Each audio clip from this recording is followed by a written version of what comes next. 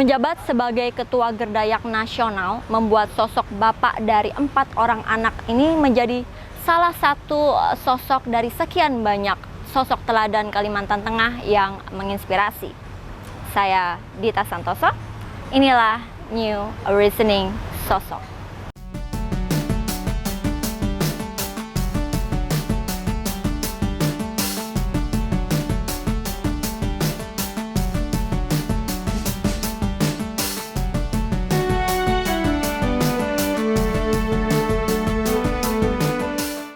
Menjabat sebagai Ketua Gerdayak Nasional membuat bapak dari 4 orang anak ini menjadi salah satu sosok yang paling menginspirasi di Kalimantan Tengah. Ini hadir bersama saya Bapak Dr. Andes Jansen A. Binti MBA, Pak ya. Bagaimana kabarnya Pak? Baik. Baik Pak ya, sehat? Sehat, harus sehat Pak ya. Luar biasa sekali saya bisa berkesempatan bertemu dengan Bapak pada sore hari ini Pak. Baik Pak, ini saya ada pertanyaan, mungkin sebenarnya apa sih Gerdayak itu Pak? Ya. Kalau boleh tahu. Baik, terima kasih, suatu pertanyaan yang sangat bagus dan ini juga perlu diketahui oleh masyarakat luas. Bahwa Gerdayak itu adalah singkatan daripada Gerakan Pemuda Dayak, di mana pembentukan awalnya adalah sekitar tahun 2005 ya. 2005 waktu itu setelah reformasi, masyarakat atau pemuda-pemuda Dayak ini mencari wadah yang kami buat. Waktu itu kami mengatakan ingin membuat himpunan putra-putri, membuat forum pemuda, sebutannya ada semua waktu itu. Tetapi akhirnya kita semakin besar, semakin mendapatkan masukan saran dari teman-teman yang bergabung dalam Gerdayak ini. Akhirnya kami setelah tahun 2005 itu kami 2010 melaksanakan suatu semacam kongres pertama Gerakan Pemuda Dayak di Kalimantan Tengah. Waktu itu masih bersingkat GPDI waktu itu.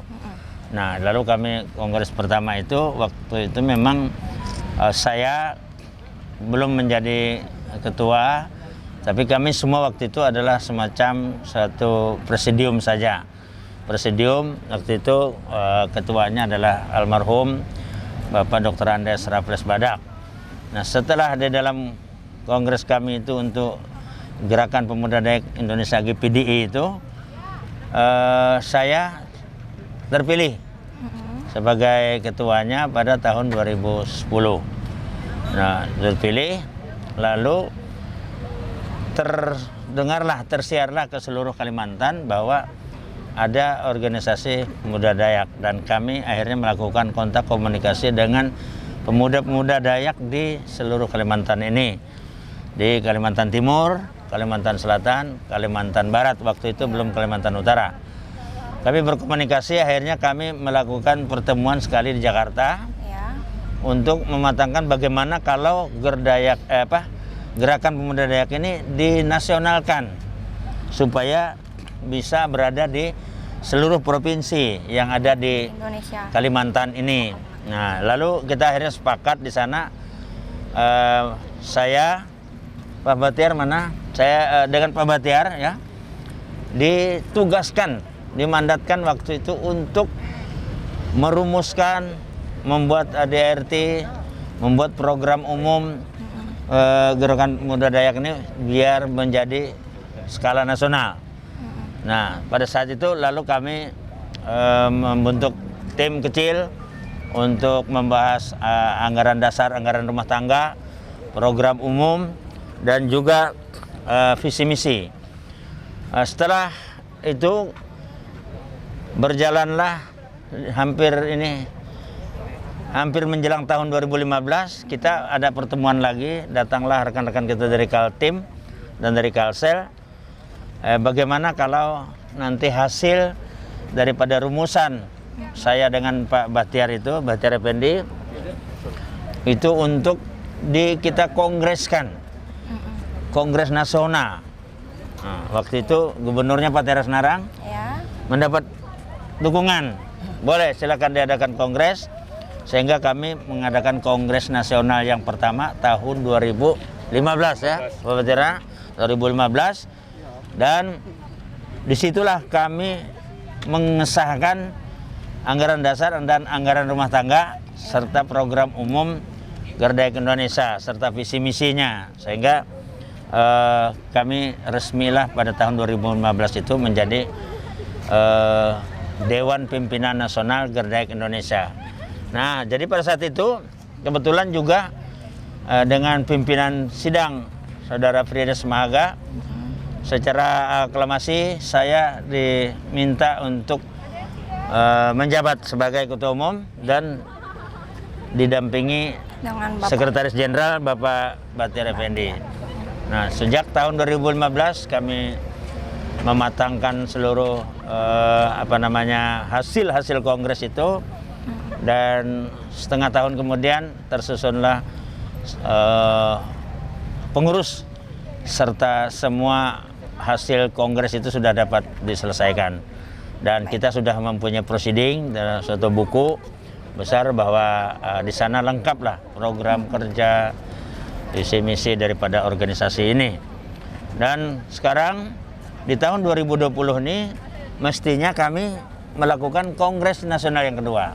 Ya. Kami sudah melaksanakan membentuk kepanitiaan sudah sejak awal tahun, sekitar bulan Maret Awal ya. tahun 2020. Mei ya. Oh, Mei ya. Mei. Kita sudah persiapkan. Nah, namun dalam perjalanannya pandemi Covid ini tidak mereda, bahkan semakin meluas gitu ya, termasuk di Kalimantan Tengah dan juga di teman-teman lain di provinsi yang lain di Kalimantan ini meluas, di mana kami akhirnya berbagai kesempatan berdiskusi ingin bagaimana caranya, apakah ini kita lakukan secara virtual saja, karena Kongres Nasional ini kan diadakan 5 tahun sekali. Iya. Nah, mereka seluruhnya menginginkan bahwa Kongres Nasional itu bukan hanya untuk meminta pertanggungjawaban ataupun hanya sekedar administrasi organisasi, tetapi Kongres Nasional itu adalah merupakan ajang silaturahmi daripada seluruh pemuda Dayak ini se-Indonesia gitu. Sehingga mereka meminta kalau tidak bisa kita bertemu dalam skala besar, Ya. kita minta itu ditunda saja. Nah, kita akhirnya mengadakan rapat juga secara virtual. Akhirnya sepakat Kongres Nasional itu kita tunda. Iya. Kita tunda. Nah, Menjadi saatnya nanti belum kita tentukan, karena masa bakti kami ini kan terganjal karena harus 2020 dilaksanakan. iya. Nah, hanya saja kemarin rekomendasinya bahwa meskipun tidak dilaksanakan 2020, karena yang di atas kami ini hanya kongres, jadi kami tetap melaksanakan tugas untuk sampai ke kongres gitu ya. Iya. Nah, jadi itu kita lakukan, dan saat ini akhirnya kami menugaskan kepada Dewan Pimpinan Provinsi Kalimantan Tengah ini untuk melakukan kegiatan sebagaimana mestinya, makanya rekrutmen kader dilaksanakan mulai pada hari ini. Berarti ini untuk yang ini rekrutmen yang pertama, Pak ya? Bukan, sebenarnya ini angkatan pertama yang kita latih untuk ikut dalam spektrum adanya bela negara gitu. Kalau yang lain-lainnya sudah lama kita ada merekrut anggota, sudah lama sejak tahun 2005. 2005. Baik, untuk organisasi ini sendiri, Pak, ini sasarannya untuk muda-mudi Dayak yang ada di Kalimantan saja atau meluas secara nasional, muda-mudi yang ada di provinsi lain? Ya, meluas secara nasional. Jadi kami mempunyai di Jakarta itu ada perwakilan daripada Gerdayak ini di DKI Jakarta. Nah, tidak menutup kemungkinan kita akan membukanya di mana tempat ada konsentrasi daripada mahasiswa pelajar Dayak atau Kalimantan Tengah ini sana. Ada kemungkinan nanti di Jogja atau di Malang atau di Bandung gitu, ada kemungkinan. Tetapi di Jakarta ada, Jakarta. Kalau boleh saya tahu tujuan lain selain kan tadi ada beberapa tujuan yang Bapak sebutkan, mungkin ada tujuan lain dari gerakan ini untuk ini mungkin? Ya, Baik, tujuan kita ingin adalah orang Dayak ini dapat mempunyai daya saing. Melalui Gerdayak ini kita dapat mengambil peran di dalam mengisi pembangunan ini. Dan orang Dayak ini kita berharap menjadi orang yang berkarakter nasional, berkarakter yang mendahulukan kepentingan bangsa dan negara, mendahulukan kepentingan umum ketimbang kepentingan diri sendiri. Karena kalau kita sudah berbicara di Huma Betang ini, kepentingannya adalah kepentingan bersama. Iya. Kepentingan siapapun, bahkan kepentingan orang yang datang. Kita sangat menghormati, bahkan kita senang apabila ada banyak masyarakat lain yang bisa masuk ke Betang, melihat-lihat ataupun juga hidup bersama kita di dalam Betang. Baik, saya berharap mungkin memang dari gerakan yang ada, yang dijalankan ini bisa visi misi yang ada itu bisa berjalan dengan baik sesuai dengan harapan dari kita semua. Baik, New Listening Sosok akan segera hadir setelah pesan-pesan berikut ini. Tetaplah bersama kami.